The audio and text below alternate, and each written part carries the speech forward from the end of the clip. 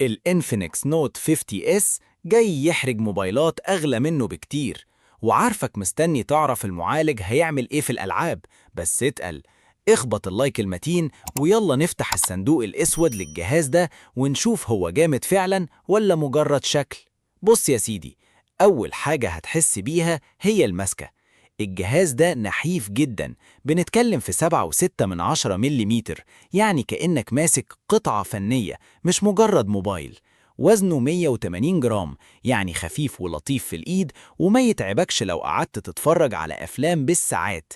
اللمبة اللي ورا دي بقى هي التاتش الصايع اللي بيديك إيحاء بالبريميوم، ومعاك حماية IP64، يعني شوية عرق أو رشة مية مش هيأثروا فيه. ندخل بقى على الدلع، شاشة أموليد ومنحنية. دي مش بس شكلها شيك، دي جاية بتردد 144 هرتز، يعني سلاسة في السكرولينج مش هتشوفها في الفئة دي بسهولة. والسطوع بيوصل ل 1300 شمعة، يعني لو واقف في الشمس هتشوف كل حاجة بوضوح.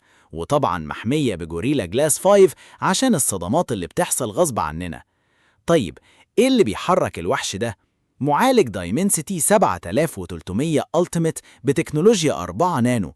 ده مع ال 8 جيجا رام بيخلوا الموبايل طيارة في الاستخدام اليومي والألعاب. بس نصيحة من أخوك، الموبايل ما بياخدش كارت ميموري، فلو انت غاوي تحمل داتا كتير انقح على النسخة ال 256 جيجا من الأول عشان تريح دماغك. الكاميرا الأساسية هنا 64 ميجا بكسل بسنسور سوني، يعني تفاصيل محترمة وألوان واقعية، والأجمد إنك تقدر تصور 4K. أما البطارية فهي 5200 ملي أمبير، بتكمل معاك اليوم مستريح، ومعاها شحن 45 واط وشحن عكسي كمان. وما تنساش إن الصوت هنا ستيريو وفيه NFC و IR، يعني كل اللي بتتمناه موجود. في النهاية الإنفينكس نوت 50 اس هو صفقة محترمة جدا للي عايز برستيج وأداء.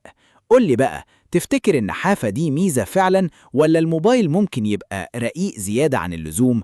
وما تنساش تخبط اللايك المتين عشان العيلة تكبر ونكبر القناة. سلام.